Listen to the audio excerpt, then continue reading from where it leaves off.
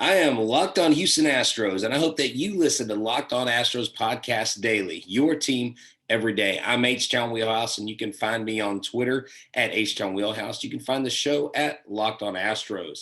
I have a special guest with us, an author of the book, The Baseball Gods Are Real. And John, I do not want to mess up your last name. Tell us your first and last name and tell us where to find you on Twitter. Yeah, it's Jonathan. First of all, thank you for having me. It's great to be with you. It's Jonathan A. Fink. There is another author, Jonathan Fink, so I go by Jonathan A. Fink, my middle name. And you can find me on Twitter at Scooter Fink. I'm on Instagram, and you can find my books. They're everywhere: Amazon, Barnes and Nobles, Google Books, Apple Books, you name it. Awesome. So you actually reached out to me and you had said, "Hey, I would love to come on the show, share about my book."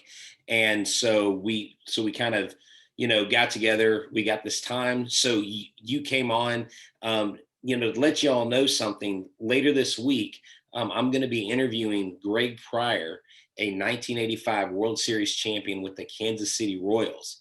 Now, what y'all will find out is there's a strange connection between me interviewing Mr. Fink and also having Greg Pryor on the same week, and that it's not just by chance that this is happening. And we've got some other guests on this week. Hopefully you listen to the show with Locked On Red Sox with Gabby Starr, and then you'll listen when we have Clay Hensley, also another World Series champion. Remember, you can get Locked On Astros on the podcasting app Himalaya, as well as Google Podcasts, Apple Podcasts, and Spotify. When you get in your car, tell your smart device to play the podcast Locked On Astros. So let's get into this. And, I told you before, like when we came on camera, I noticed you were wearing a Kansas City Chiefs jersey. It's appropriate. You're in Kansas City. You are a KC guy. This is Locked On Astros. But what jersey did you say you were wearing all day before you put on that Kansas City Chiefs jersey? Yeah, in the spirit of this interview, I was wearing my Jose Altuve 2017 World Series jersey. Chapter 10 of my book. Well, first of all, the last chapter of my book is called The World Series Experiment. And my son and I actually were at Game 7 of the 2017 World Series, Dodgers-Astros. But the interesting connection I want to mention is Chapter 10 is called The World Series Experiment. And I have a chapter about my dear friend Paul Greenwood. When he was a child, he was at Game 7 of the 1985 World Series with his father. And when the Royals won the World Series for the first time ever, he literally lost his mind and got so excited with the fans, he literally jumped over the railing and ran onto the field and started celebrating with the fans. The only problem was that Paul was 6 years old. First, he was cheering in the stands. Then he realized, oh my God, my father just left me. He's all by himself. And then he watches 4 policemen tackle his father and handcuff him to a chair. So he's hysterically crying. He gets another policeman's attention. He says, that man over there, he just arrested. That's my dad. The cop picked him up, carried him over, put him on his father's lap, who was still handcuffed. They got the best seat in the house. I got to watch the whole team celebrate. And then the original cop came over and unlocked the father and said, screw it, go free. And Paul and his father, they ran the bases, touched them all. They ran home. They celebrated with the team, and it was an epic moment.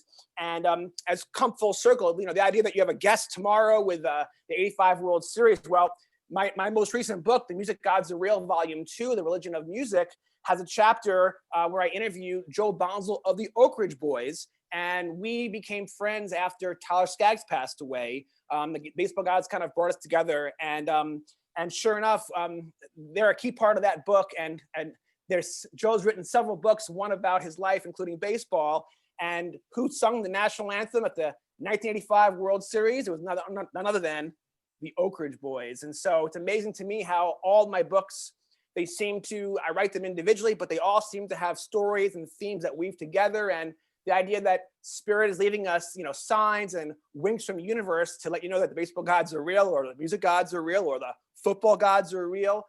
These signs are everywhere. And so when I saw the list and I thought, oh my goodness, what are the odds that there'd be the author of a book about the 85 World Series, given my personal connection to that World Series now, for me, it's just, serendipity, and another example of the baseball gods are always with us and giving us winks.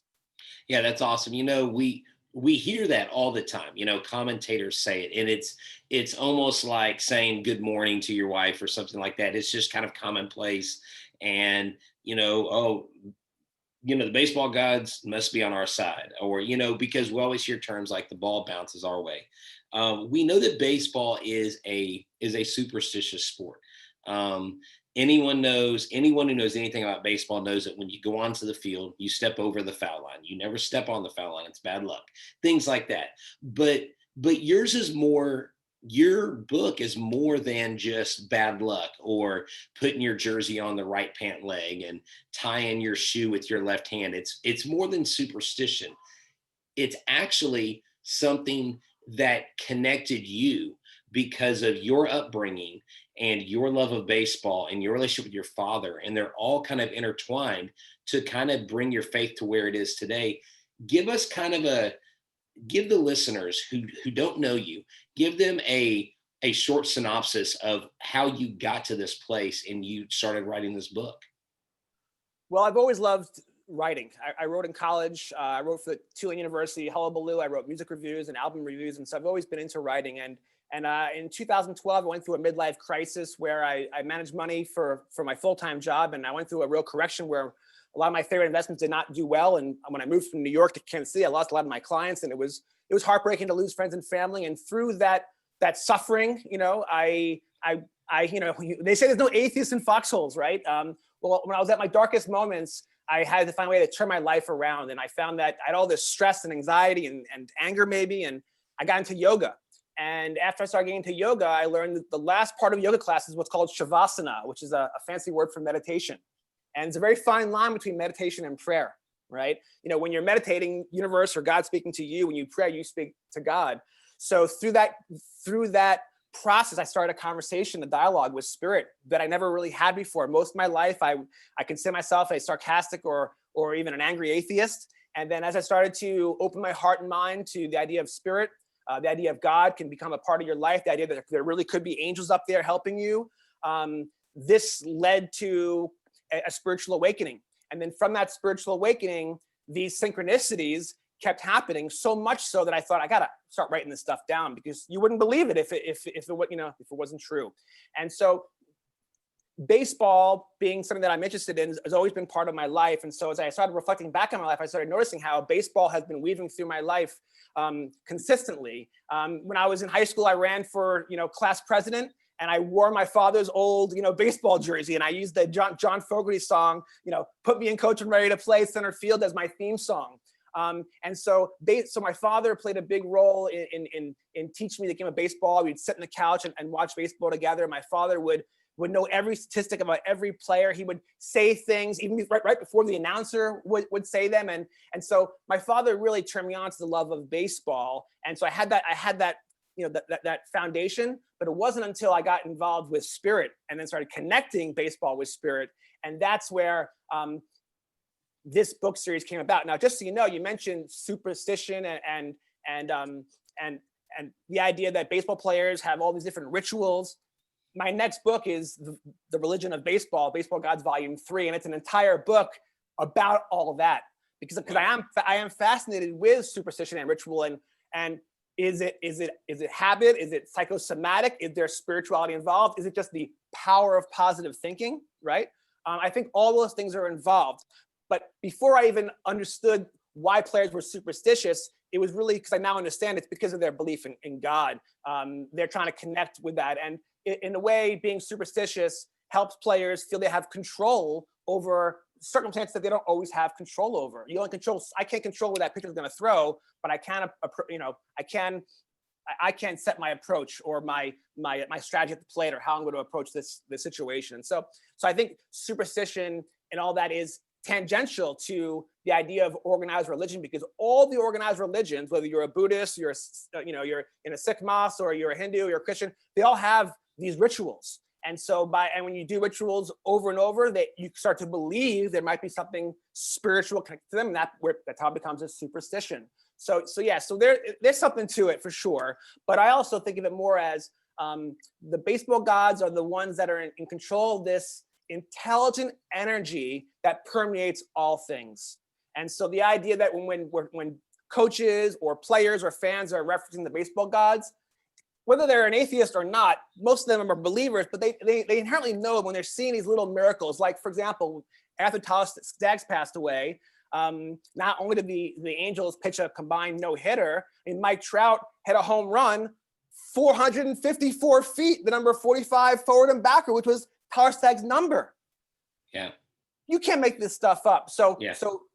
In a way, me trying to prove examples of spirit actually validates why baseball players are superstitious and ritualistic, because there might be something to it. So maybe it's just some people are, OCD, but a lot of it I think has to do with getting into the flow, getting into that zone, getting into that rhythm. Because you'll notice when players get into that zone, that Holy Spirit flows through them, whether it's D. Gordon or Edison Volquez or Mike Trout. Right. With these are examples where people are doing superhuman things. It's miraculous.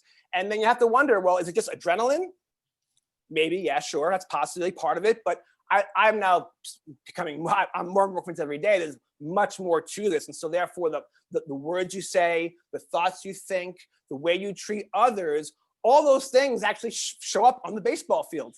Share that Mark Twain quote with me, and then I'm gonna chime in here that you said off air. What did Mark Twain say the two most important times in life were? Yeah, Mark Twain once said the two most important days in your life are the day you're born and the day you figure out why.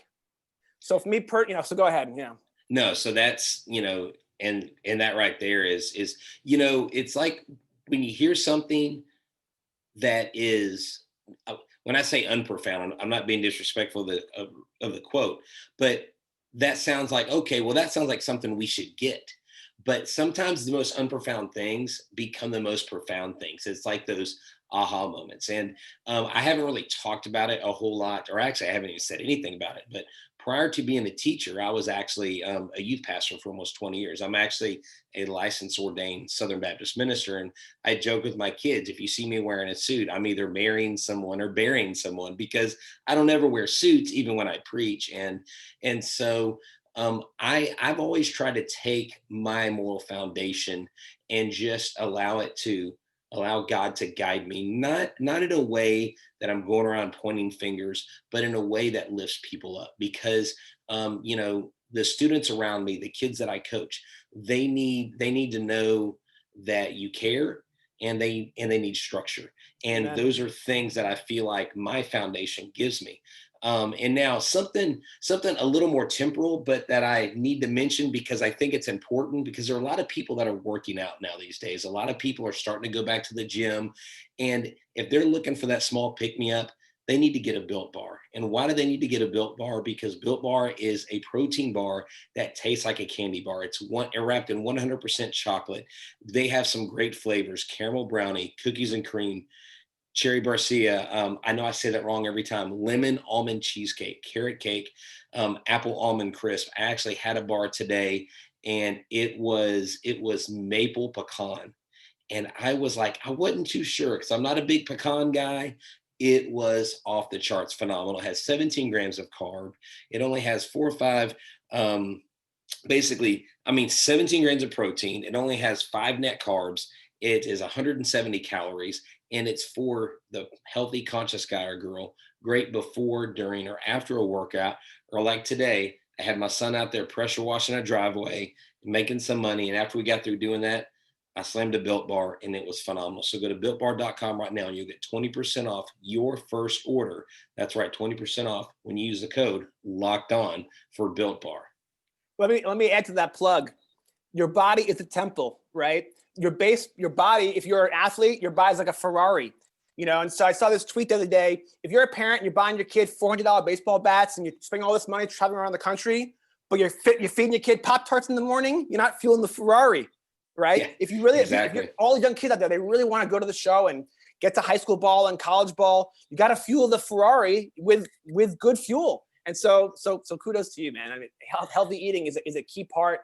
And when you talk about the Holy Spirit can't flow through a body full of clogged chakras, right? You got to be pure. That's right. And that's how it flows, right? Fair enough. Cool. No, yeah, exactly. Oh, wow. Siri just said something. Can you hear me still? I can hear you. Okay. Siri said it's nice to be right. I don't know why she said that. Whoa, that's Oh, interesting. so that is weird. That's kind of cool. Now I'm gonna stay to you, Siri. Thank Yeah, you. that's right. So, this is actually a really, really good conversation because I think, especially after 2020, this year, it's like the hits keep coming, right? I mean, I feel like 2020 is a round one times infinity with Mike Tyson in the ring. And I remember watching those Mike Tyson fights. I remember being upset because I was a college student. I paid all that money to watch a 38-second fight. We would be like, come on, man. Like, at least like let the dude last a couple rounds. You know what I'm saying? But that's what 2020 feels like. So what do you think? Someone's been going through a hard time this year. Someone's been struggling. Do you think your book, I mean, especially for baseball fans or even maybe non-baseball fans, you think your book is like great medicine for your soul? Wow, I mean, I sure hope so. I mean, you touched on a point. Why do I even write these books? I write these books. I enjoy it, but I want to have an impact on people. I want to touch people's hearts and minds. And at a minimum, these books will be a distraction to watching all the news and all the crazy stuff that's happening in the streets and with the elections. But also, I think we're all on a spiritual path. Some of us don't even know it yet. And so for a lot of people who are the beginners, my books are kind of a Trojan horse because, yeah, it's about religion, it's about spirituality, but if it was just about that, no one would read them. They're really baseball books, and my music books are really about music books. And so if you have interest in baseball, you're going to enjoy these books because they're about a subject matter you like. But I think that if people did not come away from reading my books feeling uplifted, feeling happy, or feeling more hopeful, being curious about trying meditation or getting into prayer. I mean, I had recently saw an Amazon review, and someone who I went to high school with said they started doing yoga and meditation since reading my music book. And I thought, I mean, what an honor, and isn't that what this is all about? And so, yeah, I mean, right now people are in lockdown or going into lockdown. We have a lot of free time on our hands. We only can watch so many Netflix movies at a time. So reading a book is soup, chicken soup for the soul. And I like to believe that my books can play a small part in helping humanity love each other more and become one, and help this world become a better place, because I feel like we're all here for a reason, and we all have Definitely. a mission. And I love the idea of a golden age or the age of Aquarius coming. And I realized that in order for us to get there, we all have to do our part. And so my books are my contribution. But then again, getting to spread the love and light with people like you is just the next extension of being an author. And I'm humbled and honored and I'm joyed to do it. Definitely. No, yeah. I mean, and I can definitely, I feel encouraged just listening to you speak. And I really hope that when people connect to this podcast, that they really go, oh wow, this is neat. And I really hope y'all go to Amazon, get his book. One of the stories I did read on a little sampler, because I've got your book on order. And so I wanted to get a tangible book. I was thinking about Kindle, and I was like, no, because I pick up my phone and I'm always looking at my phone, and I've got to get my eyes checked anyway. So it's probably better if I look using my eyes and turning the pages. But there's some stories in there. Share one of the stories about your father growing up. I believe was he a Giants fan when they were Yeah. in New York, and then they moved Yeah. away? Yeah, kind of share a little insight into that. Well, it's interesting when I think about my dad and my book series, because my father has played a role. My parents, I mean, I'm everything because of them, and my parents still play a role. My father, I have an official editor, but my father reviews all my books. He's always giving me insights and little ways to help me. He's been tremendous. And my father had played a major role throughout my life. In fact, when I think about my childhood, it's almost the time that he was not there because he was there so much. My father, I lived on Long Island, but my dad had a job in New York City, yet my father never missed a baseball game. He never missed a soccer match. In fact, even when he wasn't the coach, most times he was always in attendance at every practice, where most parents might just drop the kid off and go. He would always be there. And it was almost like when not having an away soccer match, I'd be looking towards the park, and I'd say, is he going to show up in time for kickoff? And every game he was always at. And yet the one game he missed, it was my senior in high school, and I had a hat trick. Okay. And then, of course, conversely, my mom, who also had a day job, missed most of my game. But of course, the one game she came to that my dad didn't, I got hurt and I got carried off the field. And I thought, man, the baseball guys have that twisted sense of humor sometimes. But my father, Jeffrey Fink, has been He's my best friend. He's been a critical pillar to my life, my character, my values, my sense of humor, and certainly my love of baseball comes from my dad. And my father always told me that baseball is a business. You know, when the Giants moved to California, he was brokenhearted. And I grew up actually rooting for the Mets and the Yankees because they were both on TV. My father said, you know, neither one of them's the Giants, but they can never both leave, right? And they only can play each other in the World Series. If that ever happened, Yankees and the Mets, it'd be a blessing. And so I actually grew up, you know, through my father's broken heart because the Giants had left, and so he was only a Yankees and a Mets fan by default. And so that's probably why I became a Royals fan, because my loyalty was to different teams my entire childhood. And it wasn't until I moved here, and the Royals were a very poor team in 2012. They were the underdog. They hadn't won a World Series in decades, and I fell in love with a team that I really can call my own. I felt like the Giants, the Yankees, and the Mets were my father's teams. And so my father gave me the foundation to love baseball, and then I kind of took that and ran with it. And now it comes full circle because now I get to write these baseball books, and now my dad's in retirement. And I keep him really busy because he gets to edit with me and enjoy these experiences with me. And so for me, it comes full circle. I mean, I'm forever grateful to my parents. And you know, when I think about the importance of the family unit, right? Especially in 2020, there's lots of families getting divorced, and I feel for those little kids out there because I'm very blessed to have had parents that were always hands on deck, and that really had a huge positive impact on my life for sure. Yeah, and and I'm only saying this because our main host Eric has he's actually mentioned this on air, but you know, unfortunately, he just recently went through a divorce, and they've got two kids, and you know, just watching friends go through tough things because his son is really good friends with my son. And you know, I actually I came from a household where my parents were married 25 years. They got divorced. I went through a divorce from my first marriage. I have a daughter from my first marriage. She's 18. She's now out of the house. She's a great kid. I love her to death. Emmeline's just an awesome kid. My wife and I have been married. It'll be 14 years in February. We've got a son. He's 12, and he's into basketball now. He was into baseball. We're trying to see if he wants to sign up for pony. He's kind of losing his love for the game. He doesn't have the desire for baseball that I had. But one thing my dad taught me, because you talked about your connection with your father, and everyone I talk to, it seems that has a love for baseball. They maybe not all of them, but most of them have connections with their father. And for me, there's a book, and I would love to talk with you maybe off air or something about this, because I'm so scatterbrained, and I'm probably undiagnosed ADHD. I'm pretty sure I've got some sort of attention deficit disorder because, you know, I have a hard time focusing sometimes, and I want to get hyper focused on a book idea that I have, and I have the title in my head of My Faith, My Father, and Baseball. And when I first started writing it, I got a little discouraged because an English teacher kind of helped me edit like the first like intro. And she's like, "It sounds like your dad's passed away." And I'm like, "No."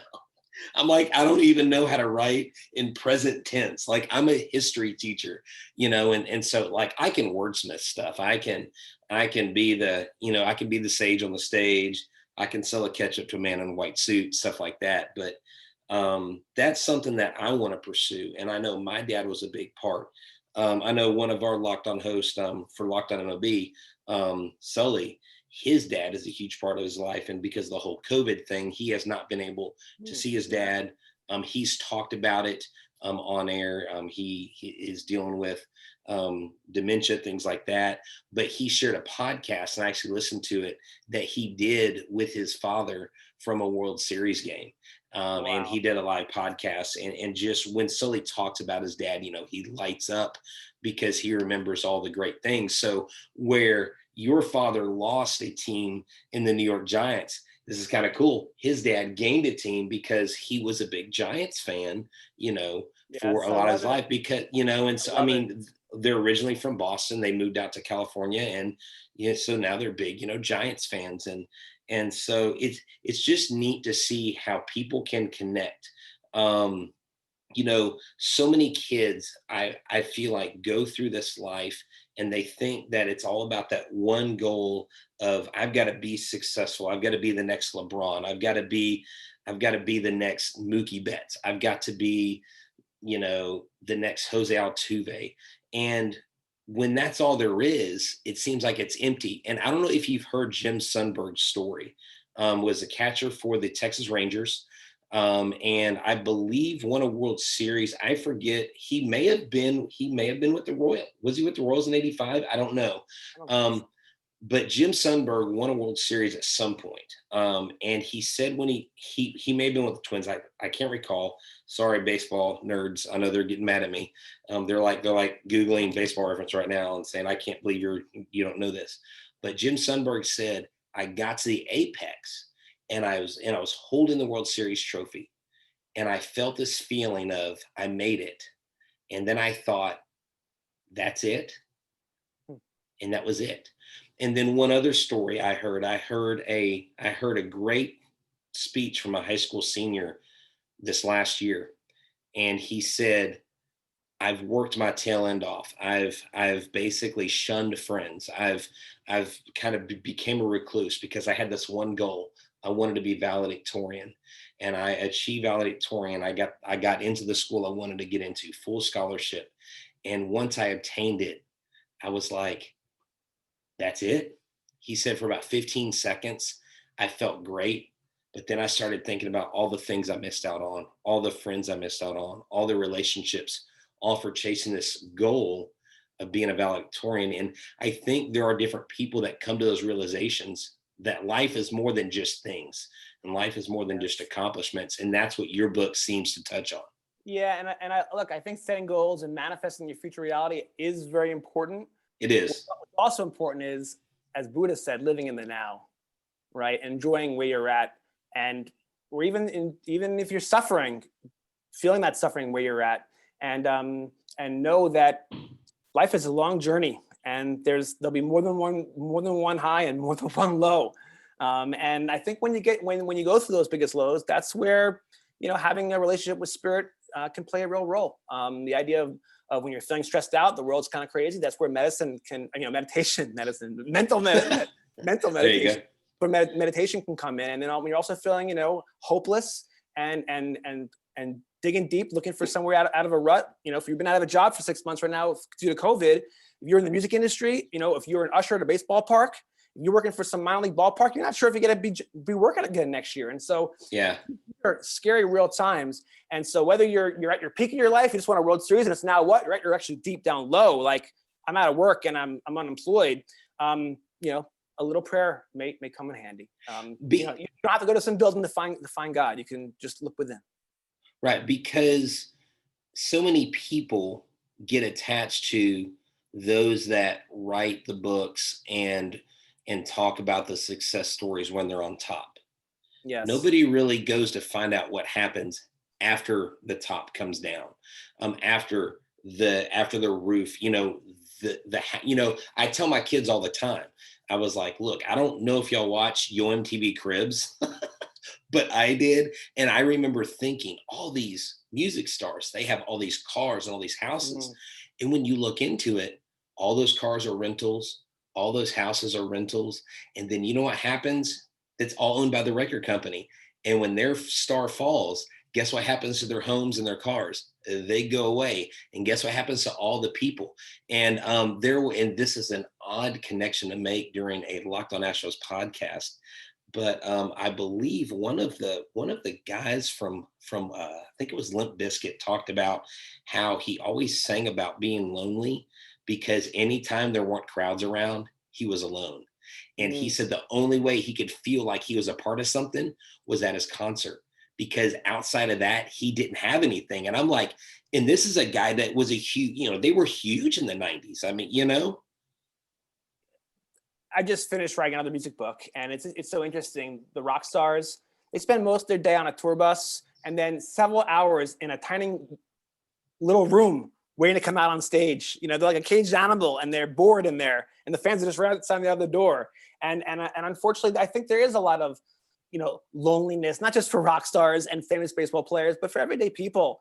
And I think that's where a connection with others comes in. And then again, you're never alone if you connect with your angels, because they're always with you. And so the idea that tough times, good times, but they all come and go. And it's this journey is a spiritual path, and maybe our souls grow the most when we suffer and overcome that suffering. And my first book, a big part of that book was really laying it all out, the suffering that I went through, and exactly how I got out of that process. And believe me, we're all a work in progress, right? I'm still on my spiritual path. I still have ups and downs, but I definitely have a purpose and a meaning in my life, and I hope that everyone out there finds their meaning. And by the way, to come back to baseball, not everyone's going to be the next Cody Bellinger. But not everyone has to be. There's a lot of careers in baseball that are very, very fulfilling, whether you're the high school coach or you're an analyst doing sabermetrics. You could even be the physical therapist for a minor league team. There's so many different ways to stay involved in what you love. And if you fill your life with things that you love, I mean, you're a teacher by day, a pastor by day, and then by night you're running a podcast doing baseball. So if we fill our lives with things that interest us and fulfill us, then life can be rich and full, and everyone can have a joyful life. And so baseball happens to be one of those things, like music, that we all can relate to and we all love at an innate level. In fact, maybe the reason why my next two books are The Religion of Music and The Religion of Baseball is to show to people that religions are different, people are all different, but there's so many things that are the same that unite us and connect us, and we're all one. And the sooner that everyone realizes that that all the different religions, all the different races, believe me, if the aliens came down tomorrow, they came down to planet Earth like the humans, they wouldn't care who was a Jew, who was a Buddhist, who was a Yankees fan, who was a Cardinals fan. We're all just human beings on planet Earth, right. Souls having a physical experience, and so for me, baseball is the best way to, keep us full of hope, keep us happy, and to know that, as goes baseball, goes America, as goes America, goes the world. And so right now in 2020, we are experiencing a moment in time for America, and we're finding out what America really is and what it's going to become, and that's going to help shape the future of this planet. And I got to be hopeful that it's always darkest before the dawn, and so we got to be positive. The baseball gods got our backs. That's right. And it has got to be something that is, sometimes it has to stir us, sometimes it has to shake us to move us. Yes. I know in the scriptures it talks about faith of a mustard seed. I believe that every one of us are image bearers, that God did create us in his image, and so we have so much more in common, like you said, than we do that are differences. And I try not to get into it, and I'll be the first to admit, if y'all seen me on Twitter, I'll get into it sometimes with Yankee fan, and I'll get into it with Dodger fan, and I've had to send some DMs and apologize and say, I kind of stepped a little too deep into this, and this wasn't my intention. But I realize that going along with the theme of your book, I believe that we don't battle against flesh and blood, but against principalities and against spirits Yes. and things that are under this world. And Yes. there's so many people out there that are fighting other humans, and they're not really fighting other humans. They're fighting their own demons. They're fighting other forces that are wanting to oppress them. And I think that's why we are in a place of division. Um, you know, in 2001, when this nation came together after 9/11, and the president threw out the first pitch at the Yankees game, and then the Yankees and the Mets played in the World Series, there were so many like really eerie things that happened that seemed to be thematic in a theme of unity. Yeah, Mike Penalty hit a walk-off in the first game back after Yeah, 9/11. yeah, and so my thing is like we spend so much time picking apart someone's differences or telling someone where they're wrong that we forget that we've got to live amongst each other. And Yankees fans and Astros fans got to live side by side. Now, let me tell you this: I have some very passionate discussions, but we actually have quite a few followers that are Dodgers fans, that are Yankees fans, and they respect what we do. And they know at the end of the day, sometimes it's guys being guys, jabbing back and forth, but it's never personal. And it's not to strip you of who you are, but maybe we just need to build each other up more, be more positive. I know we've all kind of come together, and this is weird. So I'm wondering, what do the baseball gods think of like Rob Manfred? Well, I mean, you know what I'm saying? I mean, Rob Manfred, Rob Manfred seems to really be, I don't know. I can't always speak on the baseball gods' behalf. I'm not the gods. I'm just a messenger. So look, I think the baseball gods are hoping that Rob Manfred finds the light. A lot of his decisions the last 12 months have really blown my mind. I mean, we can go into that, but I also know this: the baseball gods believe in forgiveness, right? I mean, for all the chit chat you're going back and forth, Dodger fans, Yankee fans, a lot of that has to do with this cheating scandal. But you know what? Every baseball team has been cheating since the dawn of baseball. It's one of those things that the desire to win and the greed and competition get the better of us at times. But I also know the baseball gods believe in forgiveness. I mean, when I saw Jose Altuve get the yips at second base in the World Series, I said, all right, he's paying off his bad karma. Let's move on here. Let's get on to the next season. Because exactly, every man is flawed. No man is perfect. We all make mistakes, and even general managers. So we'll see what he does with the DH and with this, with the expanded playoffs. But I mean, when I saw a pitcher, get a suspension for not even hitting a batter with Joe Kelly. I mean, he had a longer suspension than Pete Rose did pro rata. The fact that Robinson Cano, he got busted for PEDs just this past week, his second time. He got 162 game suspension, but not one player on the Astros were suspended. So there's some weird stuff going on that Rob Manfred does that's inconsistent. But what I find is that the baseball gods, what they really are is they're the umpire of baseball karma, right? And what karma really is all about is that there is no right and wrong. There is no mistakes. We all just do things, and some of them might be perceived to be wrong or whatever, but everything balances out in the end. And so we can learn forgiveness maybe when fans watch Altuve get the yips, or they don't win the World Series when they, yada, yada, yada. But ultimately, karma, remember, karma is a term that we all appreciate. What we call, some might call karma, others might say what goes around comes around. It's the same idea, just different religions have different names for this idea. And so when people feel like they've been wronged and they watch that karma rebalance, they feel better about it. And maybe we can end with a quick story about that, because what I find is that my stories connect through all my books. And I tell a story in 2016 about when the end of the season, the Indians were in town, and Mike Napoli, who tossed my son his first ball ever, we rooted for him. Hey, Mike, hit a home run, and then he did. And then he tossed us the ball. And then after the game, he came over and signed that ball. And then Rajai Davis signed the same ball. And we were like, whoa, what are the odds? The same two players signed the same ball. Well, earlier that day, we had a baseball god moment, because Trevor Bauer, who at the time was with the Cleveland Indians, who just became the NL Cy Young winner, right. He was in the outfield during BP, and he would not throw baseballs to the kids. It's very typical. All the little ball hawks are out there begging for balls, and it's very players throwing balls all day, all pregame. Bauer would not do it. He even taunt the fans, but he'd try to throw it and then say psych, and then he would throw it in. Even fathers started yelling at Trevor, saying, "Come on, man, throw a ball to a kid." And it was like, and he wouldn't do it. Even I was like, man, he's kind of behaving immature. He's kind of being a jerk. And I'm like, don't worry, Nate. Nate was disappointed. All these kids were bummed out. No one got a ball from Trevor Bauer. Said, you know what?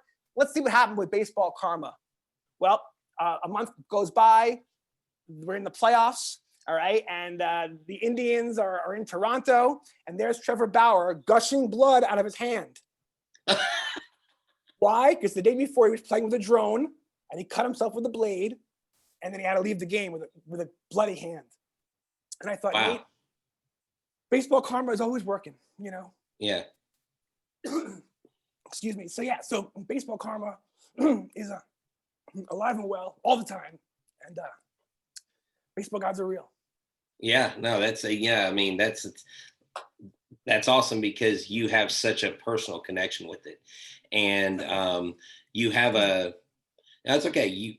People these days are so guarded. They're not vulnerable anymore, especially with the age of the mask now, where I literally got choked up.